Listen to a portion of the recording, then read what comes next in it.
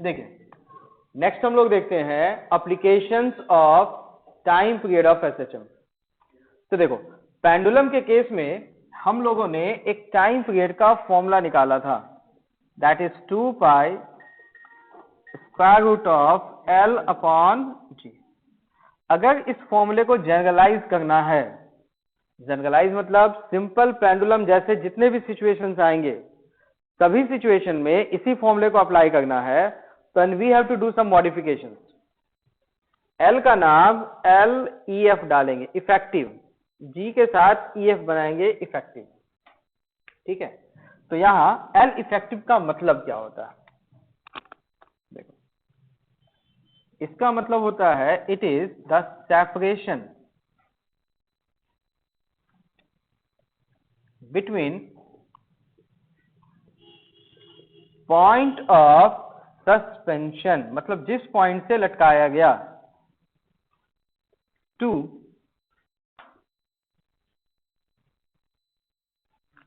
Centre of mass of ball. Ball का एक नाम भी कहते हैं हम लोग बॉब।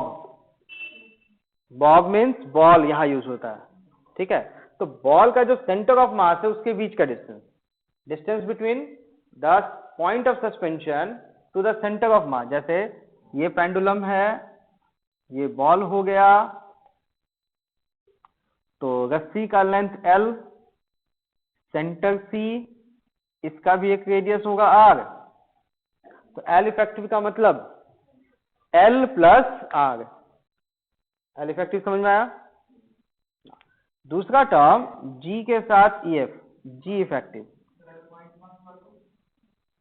अगर मान लो देखो ये बॉल है, बॉल बहुत छोटे साइज का है, इसका रेडियस निग्लिजिबल, तो L plus R is equal to L, तो एल ही लेना है। ठीक है, अगर रेडियस बड़ा है तो एल प्लस आर। ठीक है, देखो अब जी इफेक्टिव का फॉर्मूला होता है टेंशन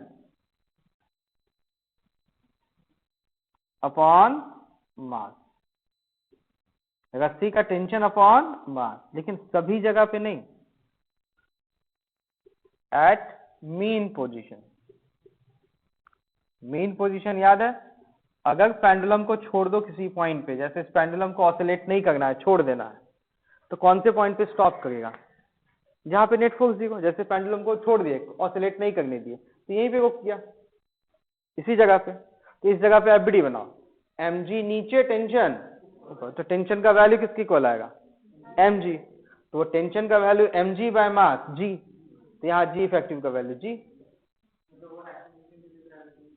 ठीक है, सिचुएशन के अकॉर्डिंग, हर सिचुएशन के अकॉर्डिंग अलग वैल्यू टेंशन का आ सकता है, और जो वैल्यू आएगा वो tension by mass. But location clear होना चाहिए। अगर पेंडुलम के साथ छेड़छाड़ नहीं किया गया, ऑसिलेट नहीं करवाया गया पेंडुलम को, तो जिस पॉइंट पे वो स्टॉप किया उस पॉइंट पे एफबीडी बनाएंगे, और उस पॉइंट पे रस्सी का tension upon mass, mean position पे टेंशन बाय मास, हर कोई जगह पे नहीं। ठीक है, चलो एप्लीकेशन। फॉर्मूले में आई थिंक कोई कंफ्यूजन तो नहीं होना चाहिए, नो कंफ्यूजन। बोलिए क्या, कौन सा? देखो एल इफेक्टिव कहलाता है जिस पॉइंट से पेंडुलम वाले बॉल को लटकाया गया। लटकाने का पॉइंट समझ में आया? पॉइंट ऑफ सस्पेंशन, वहां से बॉल के सेंटर ऑफ मास का डिस्टेंस, बॉल के सेंटर ऑफ मास। तो एक्चुअली में इसका रेडियस आर है, ये लेंथ एल है, तो यहां से सेंटर का डिस्टेंस एल प्लस आर, तो L effective should be L plus R. अगर मान लो रेडियस बहुत छोटा है, एल बहुत बड़ा है, तो L plus R is same as L, तो एल इफेक्टिव का मतलब एल ही लेना है, तो एल इफेक्टिव का मतलब एल लेना हुआ, लेकिन रेडियस अगर बड़ा है तो एल प्लस आर लेना है। क्लियर? देखो क्या बोले बेटा?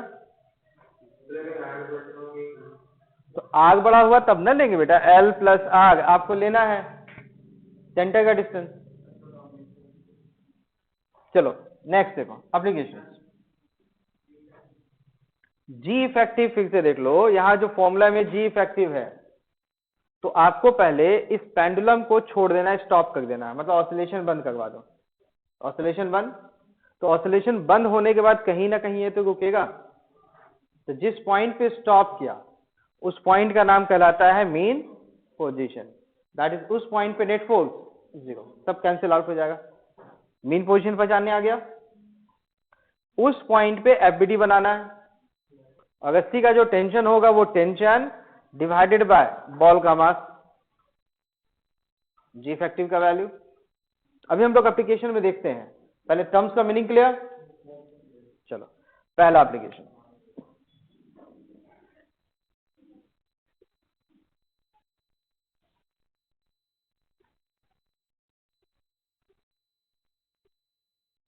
लोहे का बॉल ले लिए, बताओ टाइम पीरियड का वैल्यू।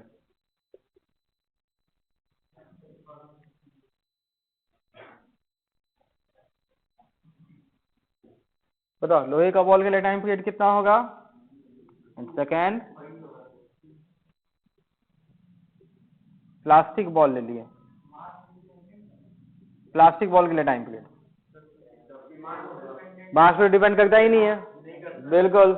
तो टाइम पीरियड का फॉर्मूला जो पहले मिला था 2 pi root L by g, यहां भी time period 2 pi root L upon exactly same मिलेगा, मास पे डिपेंड नहीं करता है। तीसरा में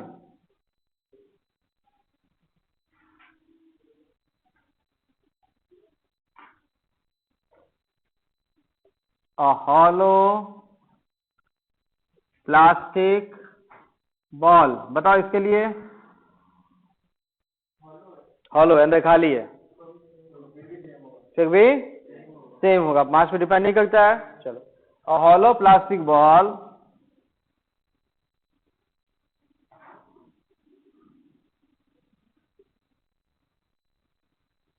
containing water, अब प्लास्टिक बॉल है, अंदर पानी भर दिया, हाँ पानी नहीं निकल रहा, पानी फिक्स है, फिर भी सेम, बहुत बढ़िया।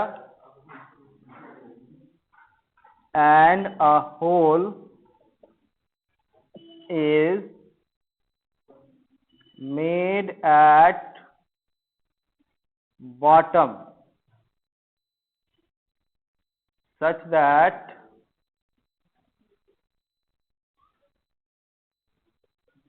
liquid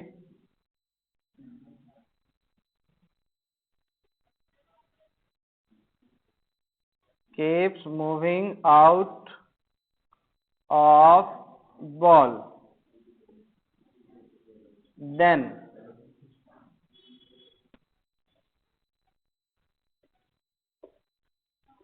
time period. तो इसके लिए चार ऑप्शन दिया है, तो पहला constant,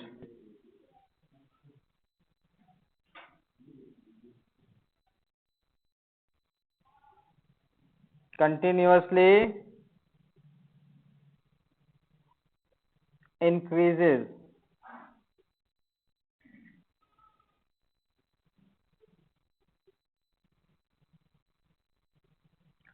continuously decreases,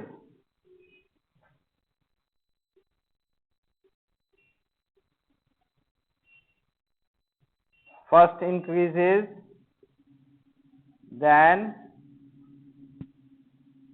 decreases, and the last one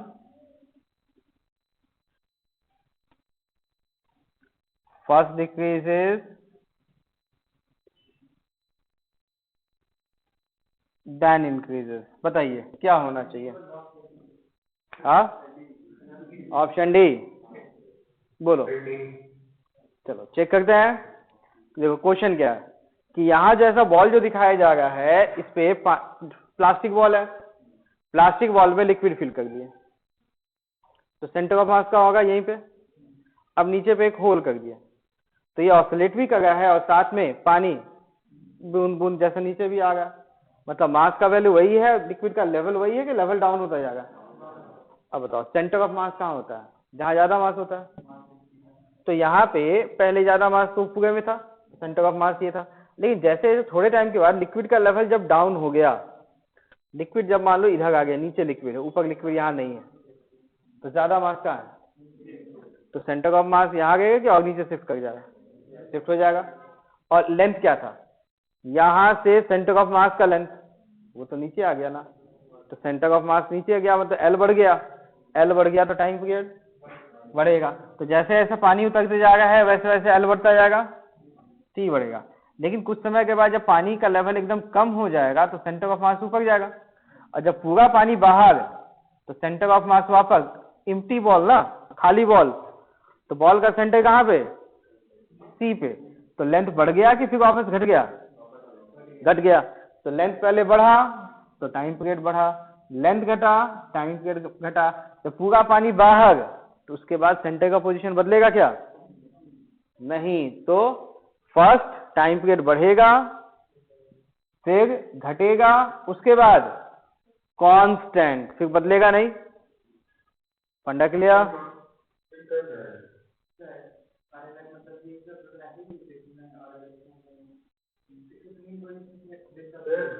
बोलिए क्या, मास पर डिपेंड कर रहा है, कैसे मास पे डिपेंड करेगा, इफेक्टिव मास पर डिपेंड कर रहा है।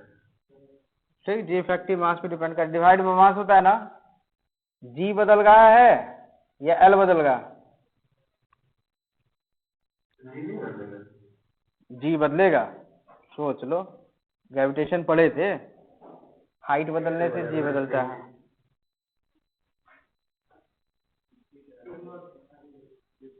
ठीक है,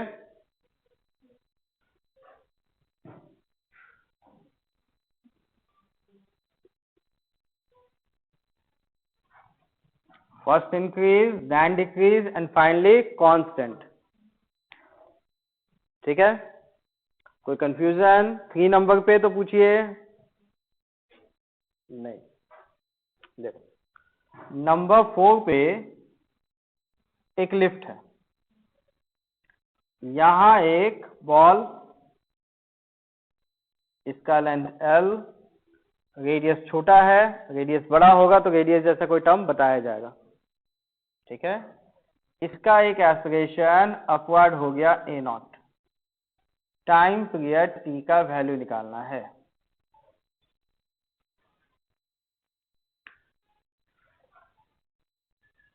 ठीक, एक लिफ्ट है जिसमें मास है, लेंथ L है, लिफ्ट का एक्सप्रेशन A नॉट ऊपर, टाइम पीरियड का वैल्यू निकालना है।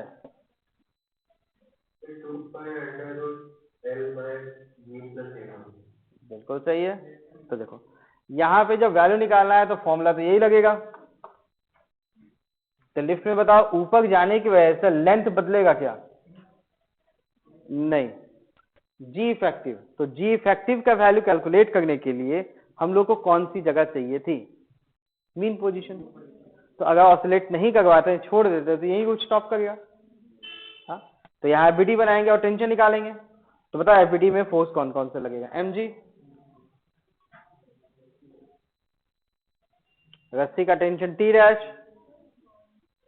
स्यूडो लगेगा या नहीं, एप्लीकेशन ऊपर तो स्यूडो नीचे, और स्यूडो का वैल्यू क्या होता है, ऑब्जेक्ट का mass into a, that is m into a naught. तो T डैश का value mg plus m a naught, तो जी इफेक्टिव का वैल्यू, टेंशन बाय मास, तो जी इफेक्टिव टेंशन का value mg plus m a naught by m तो cut जाएगा, g plus a naught. तो time period का value 2 pi root L effective L upon g plus a naught, g effective का value.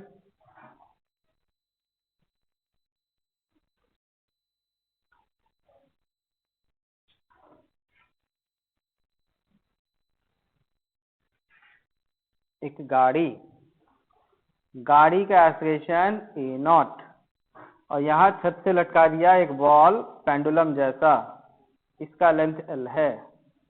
पूछने वाला सवाल फिर से वही, फाइंड टाइम पीरियड।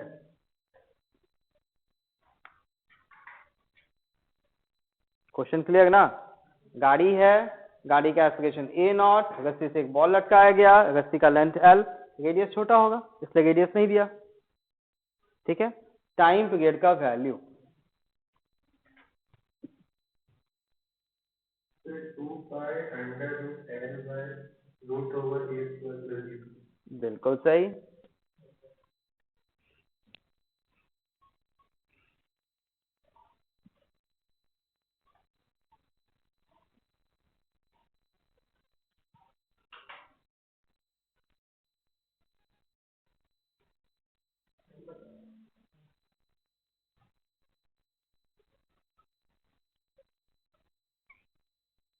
हो गया?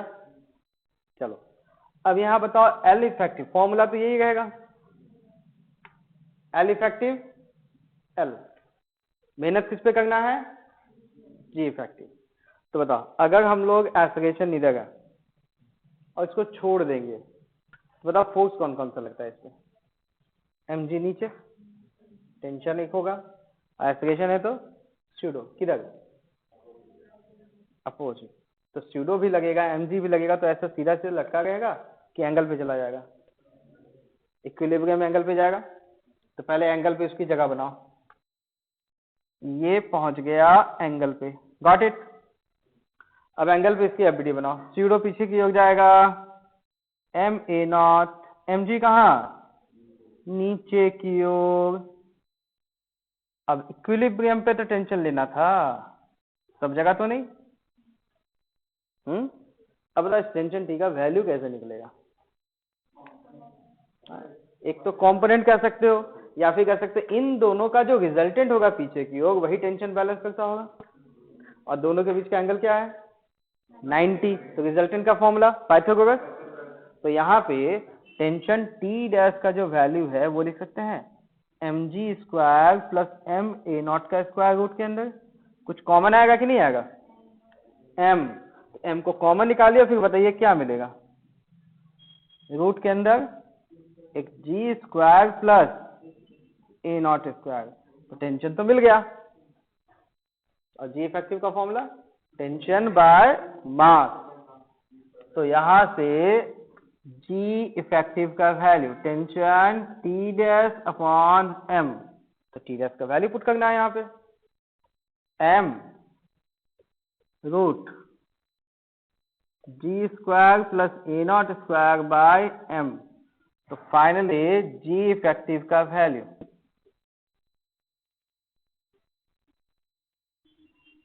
और time period 2 pi root L effective upon जी इफेक्टिव।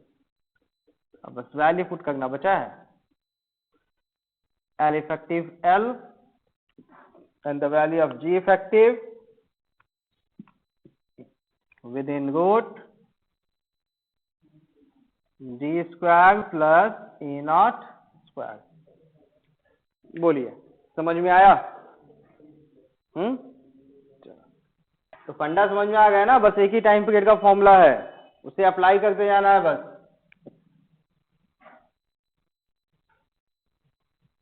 फाइन,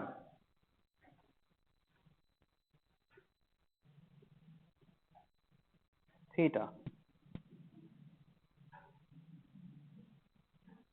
देखो,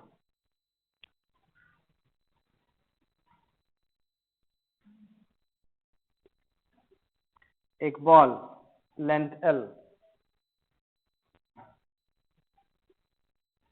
फाइंड टी इफ पहला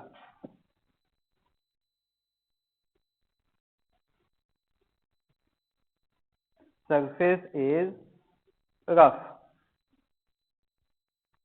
2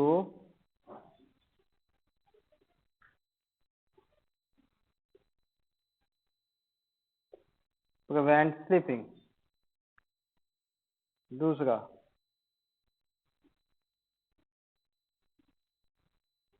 मतलब यहाँ दो सरफेस, पहला सरफेस इतना ज्यादा रफ है कि स्लिपिंग बिल्कुल नहीं हुआ, ऑब्जेक्ट जहां था वहीं रह गया।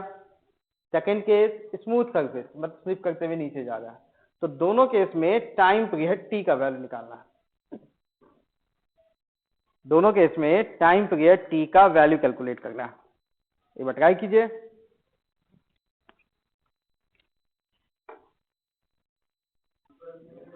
देखिए first situation, rough surface there is no slipping, ठीक है। तो फर्स्ट केस में जब स्लिपिंग नहीं है तो हम लोग का एपीडी इस कंटेनर का बनाना है या बॉल का बनाना है? बॉल का। तो बॉल पे फोर्स कौन सा लगा? mg। और टेंशन स्यूडो ओडो कुछ भी, तो सिर्फ जब mg लगेगा तो ये बॉल ऐसे एंगल पे रहेगा या सीधा सीधा वर्टिकली लटक जाएगा? वर्टिकली हो जाएगा, क्योंकि mg के कंपोनेंट भी लेते हैं और टेंशन लेते हैं। तो दो कंपोनेंट mg के और एक टेंशन है, तो दो कंपोनेंट को मिला के तो mg ही बनता और लटक ही जाना था, तो वर्टिकल ही मिलेगा। तो एफबीडी में mg कहां? नीचे, टेंशन ऊपर। तो टेंशन का वैल्यू कितना होगा? mg dash. तो फर्स्ट केस में ए वाले में g इफेक्टिव का value mg upon m that is g, time period का ये formula, L effective L, G effective G, मिल गया टाइम का वैल्यू। बिल्कुल सही। अगर हम लोग इस मास को ऑसिलेट नहीं कराते हैं तो फोर्स कौन कौन सा लगा? mg और t। तो छोड़ देंगे तो कहां पे रुकेगा? वर्टिकल ही रहेगा ना, तो जहां रुक गया उसी का नाम मीन पोजीशन। अब ऑसिलेट कराएंगे तो ये यहां से ऐसे ऐसे डोलेगा, तो ऑसिलेट नहीं करवाना था तब ना मीन पोजीशन बोले। चलो अब सेकंड सिचुएशन, पार्ट बी।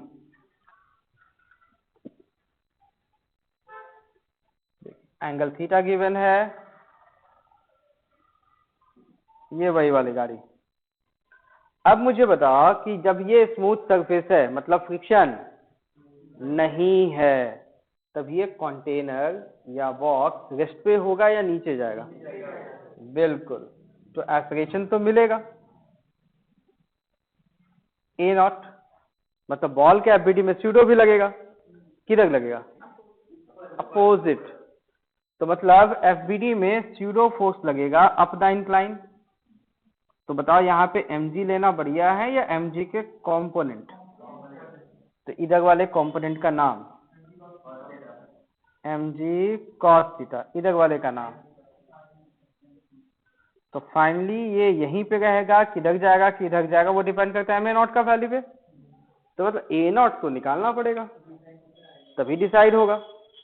अब a नॉट का वैल्यू के लिए छोटी सी पुरानी चीज याद करो, एक इंक्लाइन था, इस पे एक ऑब्जेक्ट, मास m, एक्सेलरेशन नीचे, कोई फ्रिक्शन नहीं है, a का वैल्यू निकालना है। तो एफबीडी बनाएंगे तो इधर वाले फोर्स का वैल्यू mg sin थीटा, इधर वाले का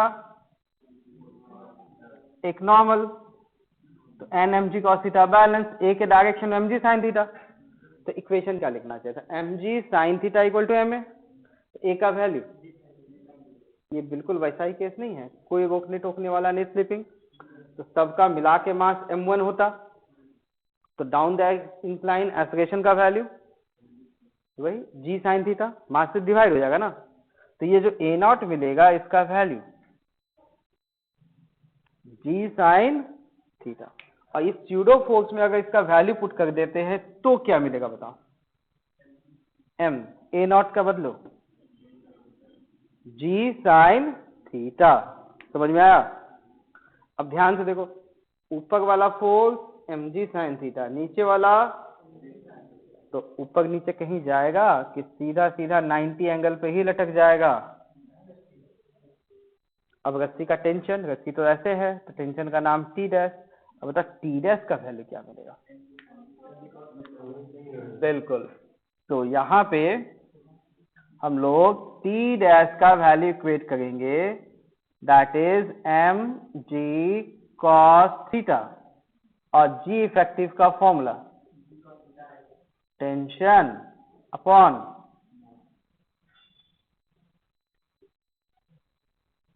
that is mg cos theta upon m, which is g cos theta. अब टाइम पीरियड का value 2 pi root L effective, तो रस्सी का लेंथ एल ही है, and g effective is g cos theta. The expression for time period smooth surface के लिए.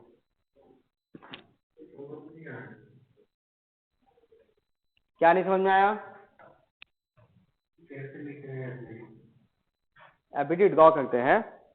इस पॉइंट पे mg cos थीटा, ये mg sin थीटा, इसमें कोई कंफ्यूजन? एस्पिरेशन नीचे है तो स्यूडो का वैल्यू m है, और स्मूथ सरफेस होगा तो एस्पिरेशन का वैल्यू g sin थीटा. तो a का वैल्यू पुट कर दो g sin थीटा, क्या मिलेगा? mg sin theta. तो up the incline mg sin theta, down the incline mg sin theta cancel. तो सिर्फ एक ही फोर्स नीचे जिसको बैलेंस करने वाला t डैश, तो t डैश का value mg cos theta. t dash is mg cos theta. तो by mass g cos theta. L effective, फिर से बोलिए. Always mean position. अगर छोड़ देंगे तभी ना हम लोग बोले ये दोनों कैंसिल हो गया. ऑसिलेट कर रहा है क्या? लेकिन वो मेन पोजीशन नहीं. ऑसिलेट जब नहीं करता है ना, और जिस पॉइंट पे हम लोग इक्विलिब्रियम बताते हैं उसी का नाम मीन पोजीशन है. तो मतलब this position is always the mean position. Net force cancel out हो, देखो ऊपर नीचे वाला फोर्स कैंसिल आउट, और वर्टिकल वाला इस इंक्लाइन वाला फोर्स टी डैश हो गया, दोनों कैंसिल आउट. तो नेट फोर्स 0 इस पॉइंट पे, तो इसी का नाम मेन पोजीशन कहलाएगा.